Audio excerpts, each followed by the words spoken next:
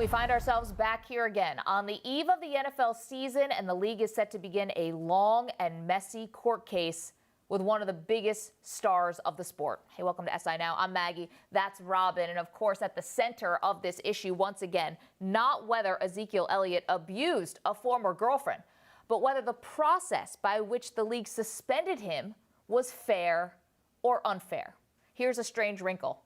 Zeke is going to play week 1. Now, why? The NFL says that since the decision on Zeke's case took longer than they thought, it's only fair to the Cowboys that they have Ezekiel Elliott available for week 1. Robin, what do you make of the latest twist in this Ezekiel Elliott case? I think it's just more bad PR for the NFL, really. And unfortunately, it all comes under the bad specter that is domestic violence. And without going into the specifics of the case and whether or not Ezekiel Elliott is guilty of the crime, when you're just talking about the suspension here, the NFL, again, is opening itself up to criticisms of being inconsistent. As far as the Cowboys being prepared for him to play in week 1 or not, didn't they know about August 11th that the suspension was initially handed down? So be prepared for that suspension then.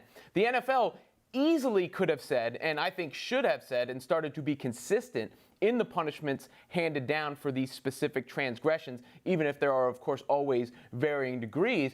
But they could say this is the punishment for said crime when it comes to the NFL's jurisdiction. Again, now they're looking very suspect, and they're headed for another long, prolonged battle with one of their stars out in the public. It's just not a good look all around. If people could plan their fantasy teams for Ezekiel Elliott being out week 1, then the Cowboys can absolutely plan for their star running back to be gone for a number of games, because the original suspension, August 11th, was 6 games. That's when you start preparing for Zeke Elliott to not be on the field. I'm not sure why the NFL, which, let's be honest here, why would they want to have a star player on the league's most popular team be suspended and then at the 2-yard line go completely against everything that they've done and say, no, you can have him for week 1? That doesn't pass the smell test to me. And I agree with you that it's a bad look for the NFL, because I don't understand why you'd make a concession in this way when you absolutely don't have to. And yes, we have gone so far away from what this actually is. It's about, which is domestic violence, which is what's supposed to be at the root of why Zeke Elliott was suspended and why there was any battle in the first place between the NFL and the NFLPA. But it makes me realize that, the next woman, if this happens to her, I mean, look at what's going on and how much longer this is possibly going to go on. I think it really deters the next person from coming forward and speaking out against this. And, the fact that it's just gotten so far away from the thing. And I just don't really see how Ezekiel Elliott is going to win this one, because you have the arbitrator. Harold Henderson says he being Goodell, he is entitled to deference on judgments absent irregularities, and there were no irregularities here. The league spent a year. They looked at all of the evidence that they could gather. They came up with 6 games, and I'm just not sure what the Players Association or Zeke's lawyers, how they're going to claim that there's this massive conspiracy to keep him out. Why would the league want their star player out? It doesn't make sense. Is that their concession by maybe allowing him to play week 1? I mean, the very cynical approach to that would be they're playing the Giants. It's a marquee matchup on a Sunday night. But I think you're right overall. This doesn't help the root problem. And the NFL probably, perception-wise, and we would hope reality-wise, was trying to take a stronger stance against domestic violence. And this muddies the water again. And again, then becomes about the league against its players and this long-standing beef that's gone on, when the NFL really just needs kickoff to come, because they've had all of these stories that haven't helped their overall Q rating. The only thing I think that can help them right now is for the games to start playing. Also, being a cynic a little bit, you can understand why. Let's go back to Deflategate. Clearly, the relationship between Roger Goodell and Robert Kraft, who's a very powerful owner, disintegrated. I mean, it got very bad. I think they're patching it up now, and maybe time will heal some of those wounds. But now you have another very powerful owner in Jerry Jones. And I can't help but think to myself, is this perhaps the league trying to have a little bit of a make good? Saying, listen, we're going to protect your game at your home arena. It's going to have everyone, the full complement of players for this massive kickoff. And perhaps, Jerry Jones, you will remember that the next time, and as this gets drawn out, because we know Jones has sued the league in the past, he can be a very litigious owner. He has a lot of power, and it'd be, I think, naive to not see how that could potentially play in. Let's get the legal side of this. SI's legal expert Michael McCann joins us now. He's been following the twists and turns of this case. So, Michael, let's start here. Zeke playing week 1. Can you explain why and whether this is unusual? It is unusual, Maggie. I think the NFL is thinking, I know they released a statement, but my guess is that their real strategy here is to communicate that they're being fair. The NFL knows that Judge Mazant has questions about how the NFL has already treated Elliott. To the extent the league can seem fair, cautious, prudent, fill in whatever adjectives you like, the better the NFL will appear. The NFL also knows that other judges could get involved with this case, whether they're in New York, whether they're in the U.S. Court of Appeals for the Fifth Circuit, in Texas. There are all sorts of variables here. So the league is very mindful that it wants to appear to be reasonable. It did not have to allow Elliott to play on Sunday. Clearly, there wasn't an obligation on the part of the league. But the league is being mindful of process, at least at this point of the game. Maybe they should have done more earlier on. But I think that's what the league is thinking. I'm curious, what does the league have to lose? They had already suspended him for 6 games. Why do they need even the appearance of looking fair in this way? Wouldn't they say their 6-game suspension was fair? Well, so they could still say that, but the pivot is that it was now in the hands of Harold Henderson. So by having to go to court before Henderson issued his ruling, Elliott was arguably disadvantaged in court, which is different from him being disadvantaged before Roger Goodell. So the gravity of the situation arguably increased once he went to court. Very interesting. We're now hearing about a Friday deadline. What's the significance of that? Well, the judge has communicated through the clerk's office that he will issue a ruling on whether or not to grant a temporary restraining order. If he grants it, it will likely be about a 14-day restraint, meaning that Elliott would be able to play and practice with the Cowboys during those 14 days. But it probably wouldn't go beyond that. There would then likely be a separate hearing for a preliminary injunction, which is very similar, but basically a preliminary injunction lasts longer. Key thing with the preliminary injunction, Robin, is that it can be appealed. So the NFL would likely appeal it to the U.S. Court of Appeals for the Fifth Circuit. And the NFL knows that the Fifth Circuit is very management-friendly, conservative, probably would be more inclined to favor the NFL than at the district court level. So the NFL is playing the long game here. It's trying to bring the case to New York. It's considering its appeals in Texas. It's certainly the league believes that even if a temporary restraining order is granted, they think they're going to ultimately win. Speaking of the long game, is there any chance this plays out like the Brady case where it is delayed a full season even? It's possible, though I think unlikely at this juncture. The Brady case was a little bit different because Goodell issued his ruling in late July, about 6 weeks before the season started. So that allowed Brady and the NFL to sue each other in different courts. Brady sued in Minnesota, the NFL sued in New York.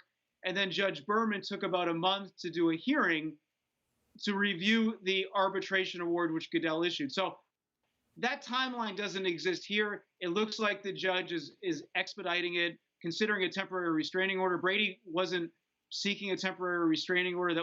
He wanted the arbitration award vacated. So it has a different timeline, but still, if a preliminary injunction is ordered by the judge, and if it's not reversed quickly by the appellate court, it's very conceivable that this case could last the entire season. But I don't think that's likely at this point. There's still some steps before we reach that point. Okay, let's go through some of those. I guess the simplest way to put it is what's next for Zeke? What's next will be Friday, the ruling by Friday by the judge on the temporary restraining order. If the NFL wins that ruling and the order isn't granted, I don't see a viable path for Elliott at that point. I think he's going to have to sit out 6 games. He'll appeal it, but the appellate structure wouldn't favor him. If alternatively the judge rules in favor of Elliott, that would be good news, at least for the moment for Elliott. It would give him another couple weeks of playing for the Cowboys. Then there would be a separate hearing in all likelihood for a preliminary injunction. If Elliott's able to win that as well, the NFL will instantly appeal to the Fifth Circuit Court of Appeals. Simultaneously, the NFL is trying to have the case moved to New York. That requires the consent of the Texas judge. So there's a lot of movement in this, but very basically, temporary restraining order we'll find out by Friday. If Elliott wins, it gives him probably a couple weeks, not a real lasting victory, certainly not what Cowboys fans or the Cowboys themselves want. They want to see him play this season. That order doesn't give him that. Good thing we have your number on speed dial, Mike, because it sounds like we're going to be talking about this for quite a long time. Here's a story that just came down recently. Michael Bennett of the Seahawks tweeted that he has retained legal counsel and is exploring his legal options after he claims he was assaulted by police in Las Vegas after the Mayweather-McGregor fight. What type of options does Michael Bennett have? Well, Michael Bennett, if he's able to authenticate and add some evidence to this claim, right now it appears to be limited to a statement, he will potentially file a lawsuit. He has the right to, under the Fourth Amendment, to avoid what would be considered an unreasonable detainment of him. In this case, if what his story conveys is in fact what occurred, he could argue that his constitutional rights and his civil rights were violated, and he could seek money damages. Now, there's a lot to go from that kind of lawsuit to winning. I imagine the police might have video, perhaps, and Bennett could seek that video if it's available. The police will certainly offer their own story as to what took place.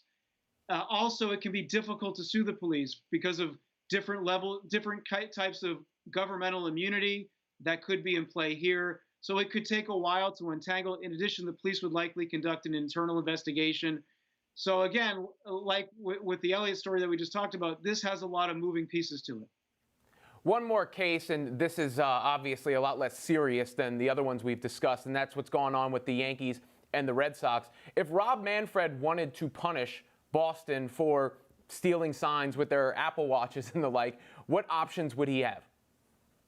Well, first of all, Robin, it would be interesting because we know that teams haven't been punished for this before when teams use telescopes, binoculars, cameras that just didn't lead to league punishment. That doesn't mean Manfred can't punish the Red Sox, but he would be, in a sense, cherry picking the Red Sox over other teams to perhaps issue a statement, make some kind of a warning to other teams, don't do this, don't use new technology. But I think a plausible punishment would be some sort of fine. Under Major League Baseball's constitution, the commissioner can impose a fine up to $2 million. The commissioner can also forfeit draft picks. I don't think the commissioner would take that kind of heavy-handed approach, given that this occurs with other teams in all likelihood, given that it's occurred in the past. But if Rob Manfred wants to send a message and use the Red Sox as an example, he could do that. But we'll have to find out if he, in fact, pursues that path. Well, perhaps one punishment would be you have to sit through every Yankees-Red Sox game that takes 6.5 hours each time, over and over again. Michael McCann, really appreciate your expertise on a wide variety of topics. I'm sure we'll be talking to you again soon. Thank you. Thank you. All right, let's hear now from Red Sox General Manager Dave Dombrowski, who spoke to the media yesterday. I've been in the game for 40 years. I've known of it for 40 years. Sign stealing itself. I've known of people that I talked to that played back in the 50s that talked to me about sign stealing. I guess it depends how you do it, but I've never thought it's wrong. I guess everybody in the game that's been involved with it and throughout the years, it's an edge. People are trying to win however they can. It's an edge that they try to gain. And sometimes, your sophistication of signs can make a difference. Dombrowski didn't even go with the reasonable defense that they were checking their watch during the time of a Yankees-Red Sox game. Two watches for that. That's how long it takes. SI Baseball editor Ted Keith is here to discuss more about the Apple Watch scandal. I don't know if we're going gate on Watchgate here. My first question would be, is stealing signs actually cheating? Yeah, it's cheating, but there's always degrees of cheating. I actually don't think that this is it's more interesting than it is a real scandal and a real conspiracy, because Dombrowski is right. It has been going on forever. It's been going on the field. It's been going on in the dugout. It's been going on in the clubhouse, trying to figure out ways to steal signs. I wouldn't go as far as to make light of it in the way that he is. That's an interesting technique, knowing that baseball does have real cheating problems on its hands, specifically with the performance-enhancing drug issue that continues to plague the game. You don't want to say, hey, people are just trying to find an edge and then leave it there. That's the same excuse he laughed people his way out of this Right. thing. He ha-ha-ha'd and yada, yada, yada. This whole is the thing. way that people make light of things, and then when a real cheating scandal happens that you should be concerned about, people will point back to this and say, hey, they tried to say that was no big deal. Now, look, there is no rule against sign stealing. It does happen every day. It happens in every game probably that someone is trying to steal signs. Sometimes players want that help, sometimes they don't. But I don't think that what the Red Sox did is highly criminal or anything like that. It is a bad look. If anything, if you really want to be sort of cynical about this, you could say this is more good than bad because it gives the Yankees-Red Sox rivalry an additional shot in the arm going to what could be a postseason matchup with them. And the Red Sox even went back the other way and said that the Yankees were using cameras to do the same thing, which of course the Yankees have denied. Now the sign stealing itself, I mean, is it the technology that makes it cheating? Because it would be like counting cards to me in Vegas if you're actually just spotting the signs and then tipping off your batters. That's a good analogy. Are you a card counter? Can you? No, I'm just really smart. That's all. No, that's good. Let him tell you all the ways. The person counting cards would say, what's the problem? And the casino that sets the rules has a huge problem with that. So in this case, I think that it's illegal if you're using electronic communication. They try to tell you not to do that. But we live in a world of Apple Watches. We live in a world of... Well, we know that now. I mean, I don't know how well they were selling before. Why are the bullpen phones still on cords then? Because you can't have electronics. Although you bring up the card counting, and card counting they say only gives you a 1% advantage over the house. But for some people that's enough, and that's what he's talking about. But how much of an advantage do you think sign stealing actually gives a team? Well, if you look at the numbers of what the Red Sox did when they got a guy to second base, which is what people have been focusing on, in the series in Boston, there was about a 200-point difference in their batting average as opposed to the series where they weren't doing it. They went through a series just recently in the past week where they went 0 for 22 with guys on second base. You're not winning many games if you can't get a runner home from second base.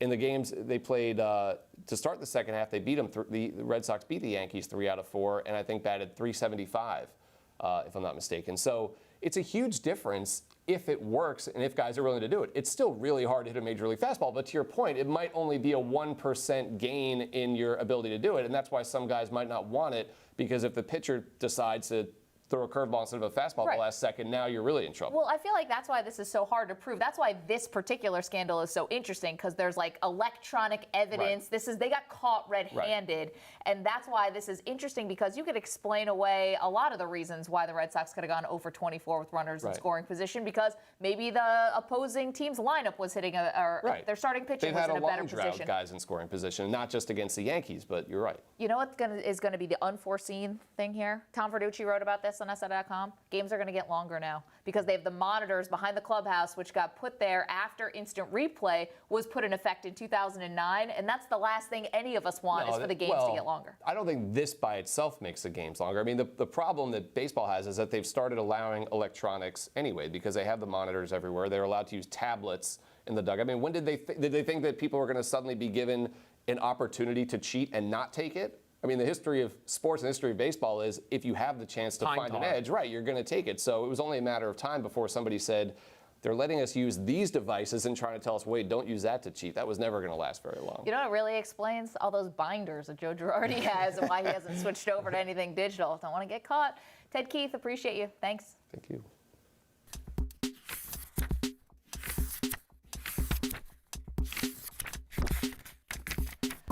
All right, we're going back to football now. Let's welcome in Albert Breer from the MMQB. He's going to join our discussion here. And Albert, let's start with Ray Lewis, shedding some light on why Colin Kaepernick was ultimately not signed by Ray's former team, the Ravens, because Lewis alleges that Baltimore was working on a deal for the QB, but a tweet from Kaepernick's girlfriend showing Lewis and owner Steve Bisciotti as characters from the movie Django Unchained put the kibosh on signing Kaepernick. Albert, do you think this was really the reason that Kaepernick is not a Raven? Well, only Ray Lewis and Steve Bisciotti know if that conversation took place. What I will say is that's sort of an element to all of this that I think's been underplayed to some degree. I think there are a lot of people in the NFL who are okay with the anthem protests. We've seen so many other players participate in them at this point.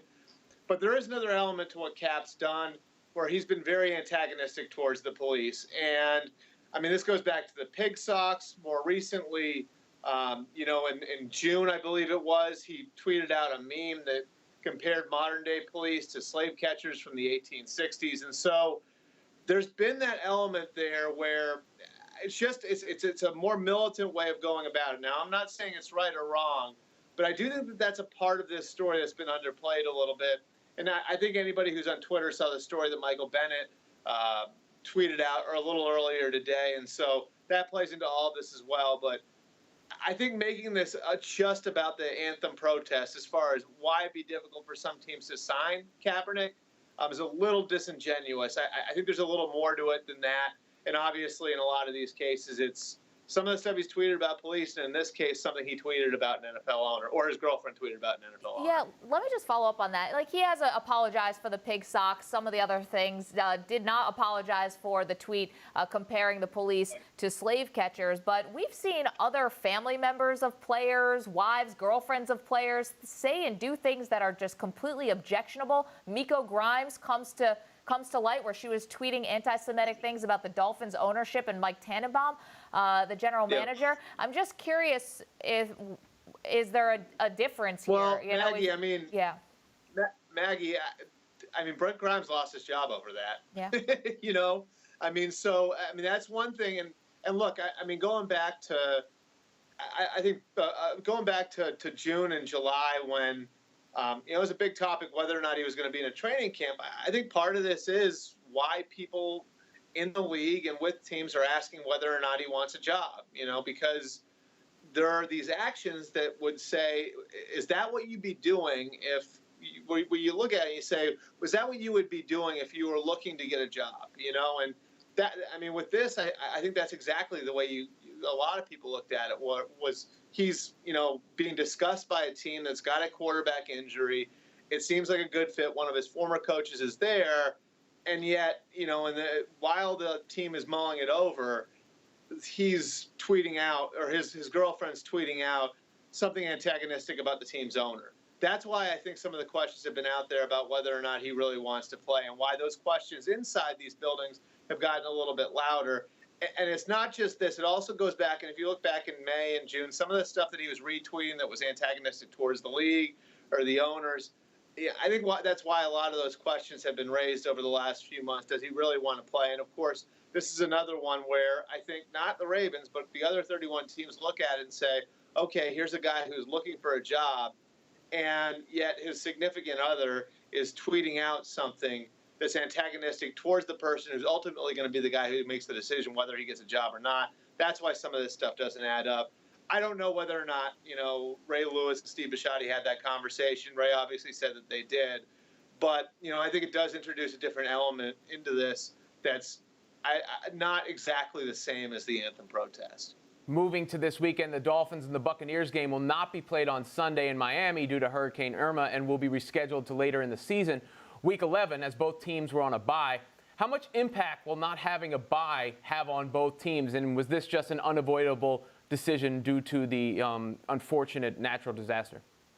Yeah, I mean, I think the priority here the priority is obviously on the people in South Florida, and the coaches and the players and the trainers and the support staff, and all of those people are obviously, part of that group. And so to me, this is a common sense type of decision. It makes it more difficult, certainly for the Dolphins in particular, because now their first three games are going to be New York, at New York, at Los Angeles, at London. That's a tough 3-game stretch of travel to go through. It creates another short week later in the season. That Buccaneers game is now going to be played on a short week for them.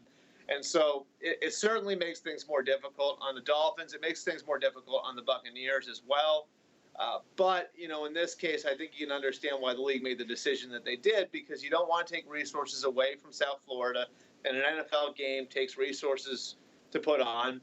And you also want to give the players, the staff, all of the people who work for those teams the opportunity to be around to support their families in what could be a pretty dangerous time. Yeah, and certainly get to safety. Albert, we've been talking all morning about Ezekiel Elliott, and this will be our final one for you. Of course, the suspension, we're going to learn more about it as more and more court dates are going to be set, deadlines are going to be made and hopefully met. But in terms of this impact on Zeke's reputation, what do you see? Well, I'll tell you what, Maggie, I've said this all along. My feeling on it has been if he is guilty of this and he is now lying about it, then he deserves more than 6 games. If he's not guilty, he needs to fight this thing all the way through because that's not a label you get rid of. And so I think as much as anything else, this is about Zeke clearing his name. Forget the games. This is about not being labeled with that because that's a label, again, you do not get rid of. And so that's a huge part of Zeke's motivation here. Look, we don't know whether or not he did it. I think there are 2 people who know whether or not what he's being accused of happened. But the bottom line is, if he is not guilty of this, then he should fight it all the way to the end. And what'll be interesting to see now, of course, is over the next few days whether or not he gets the temporary restraining order, because that'll determine where this thing is going forward. And so if he gets the temporary restraining order, then he can play through the next few weeks, and while the case is in the courts. And then, of course, that suspension is floating, the risk being that, maybe the court rules and later in the season he has to serve the suspension. But to me, if I'm Zeke Elliott and I didn't do this, and we don't know if that's true, but if I didn't do this, then I think that the only way to handle this is to fight it all the way to the end, because that, again, the domestic abuse the scarlet letter of being a domestic abuser isn't something you easily get rid of. Albert Breer, senior writer for the NNQB.com. Albert, appreciate your thoughts this morning. Thank you. All right, thanks, Maggie. Of course, the big running back news today surrounds Ezekiel Elliott's suspension, but recently Tiki Barber stopped by our studio and we discussed some of the other backs in the NFL.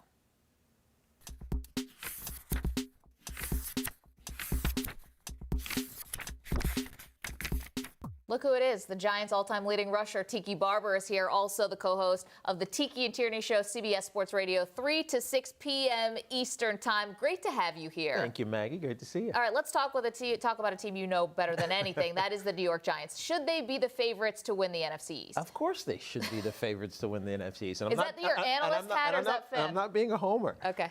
It's kind of both, actually. I think the Giants, though, defensively have been so amazing the last year. And coming into this season, they're only going to get better. The weapons on offense. If there's just a semblance of protection and running game for Eli and Paul Perkins, then I think this Giants team can not only win the division, they have a chance to push deep into the playoffs and maybe even get to the Super Bowl. I feel like it's Groundhog Day when you're talking about a running game and an offensive line, though, for the Giants, because we've been talking about that for years, right, ever since you retired. Let's talk about Zeke Elliott, though, for a moment. His transition to the pros, absolutely seamless. Do you see another rookie coming in and having a similar type of transition? Oh, yeah. There's a kid in New Orleans, and I had a conversation with Sean Payton about Alvin Kamara, who people probably overlooked because Adrian Peterson signed there in the offseason, and obviously Mark Ingram is there. He's amazing. But this kid, I told Sean, it's like, he reminds me of me a little bit, right? He runs with a slash type ability. He hits into contact softly and then runs through tackles. Obviously, he catches the ball great out of backfield. All these things he did at Tennessee. I think he could be a sleeper that translates into something big for that Saints offense. I wonder if he's just going to see the field, though, because he's got so much talent in front of him. But I know Sean. Sean will not hesitate to put a guy like that out there because he's versatile. I know that from when he was my offensive coordinator. He's only evolved in the 15 years since then to find mismatches, to find disadvantages for defense because you have an offensive advantage, and Alvin Kamara gives you that. On the flip side, what about a running back that may have a tougher adjustment to the pros that we're not thinking about? Yeah, I mean, the one kid who I loved coming out of Florida State was Dalvin Cook, yeah, and I think he's amazing. Again, like Kamara, he can do everything. Catches the ball in the backfield, runs to the edges, runs between the tackles with a toughness. But Minnesota's just struggled so much, opening holes. I mean, forget creating seams that you can run through. And they've gotten a little bit better, but not a lot better. And we've seen it, not only with their run game, but also with Sam Bradford, who in the preseason ends up having to dink and dunk his way to not get destroyed when he drops back to pass. Okay, let's talk about another familiar face, and that's Marshawn Lynch. What are you expecting from him? I expect the Oakland Raiders to use him wisely early and save his beast mode-ish-ness for when it matters as the season goes on. I don't think he's going to get 1,000 yards rushing this year, but I don't think he needs to. There's so many other options out there for David Carr in that offense that use beast mode wisely and diligently when it matters. It's funny because I was watching a preseason game and he's like hobbling around. He looks like an old man out there. But I know how he feels because you get to that point where your body betrays you before you get on the field. And you warm up a little bit. You start to get a little bit of that adrenaline flowing. You take a couple hits, and before you know it, you don't feel pain. And that's where he is right now. I can't wait for that first touchdown in the antiquated Oakland's old arena out there, and how crazy it's going to go for the hometown boy when he scores his first touchdown. We've seen the Marshawn Lynch taking a seat during the national anthem, other guys as well. You are possibly one of the most famous athletes to ever attend the University of Virginia. After seeing what happened in Charlottesville, do you think any differently about these anthem protests? I don't think I think differently about it. I know we live in the greatest country in the world, and that right to protest is something that is written into our Constitution. To see those things that transpired down in Charlottesville and at the University of Virginia, my alma mater, it was disheartening because that's not Virginia. That's not the Virginians that I grew around. They were transplants and those who were neo-Nazis and white supremacists who were coming into our town, our world, to protest over something that I don't think deserved the violence that followed. A statue of Robert E. Lee. And there's so many different ways to think about the Confederacy and the symbols that represent the Confederacy and whether or not they should stand or fall. But in this case, that wasn't the issue. It was more about creating a symbol of hate and a symbol of exclusion. And we've worked so hard in this country to be post-racial, to reconcile all of the issues that have existed for millennia.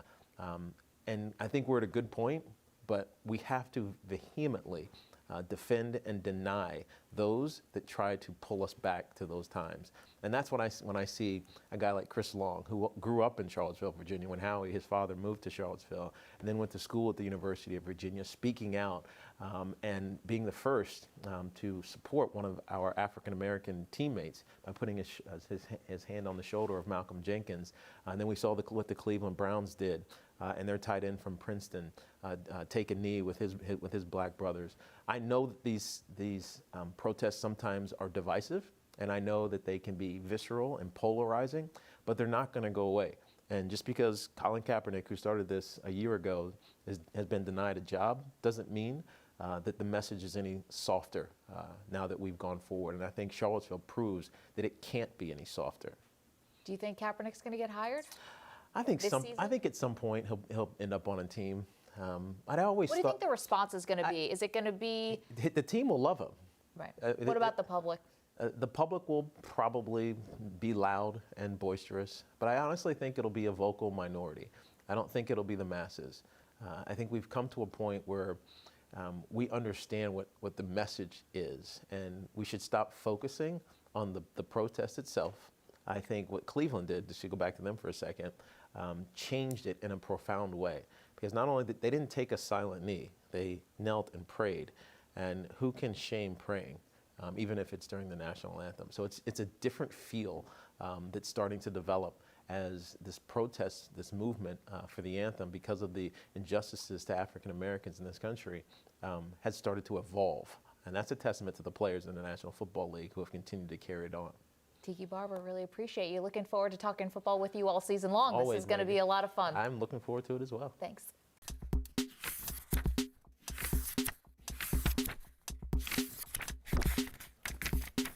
Dancing with the Stars announced its latest cast, with the contestants from the sports world being Terrell Owens, Derek Fisher, who's had an interesting post-playing journey, former Paralympic swimmer Victoria Arlen, WWE superstar Nikki Bella.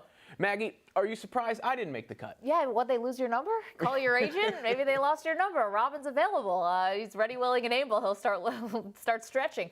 No, but I feel like Terrell Owens, I was just having this conversation with someone from the Big Three. I was out there in Vegas watching their championship game, and I thought T.O. could play in this league. It seems like everything he does, he's good at, except for like hanging on to his money. But besides that, everything athletic endeavor he puts his mind to, it seems like he's excels. So I would say that he definitely would be my favorite to win this competition. You could bring back the sit-ups in the driveway just to get ready for it. Oh, his outfits are going to be cutoffs. I mean, you got to show that. There's off, no right? That's my quarterback, though, in dancing, is there? No, that's my Partner? high stepper. I don't know what That's it's my called. two-stepper. I don't know. That's going to do it for us. I think that's what that sign is. Dance our way out of here. Dance our way out of here. See you tomorrow. We'll be back at 10:30 a.m. Eastern Time. Of course, you can stick with SI.com for all the latest news and headlines, and follow us on Twitter at SI Now Live. We'll be posting clips from the show to that Twitter account. See you tomorrow.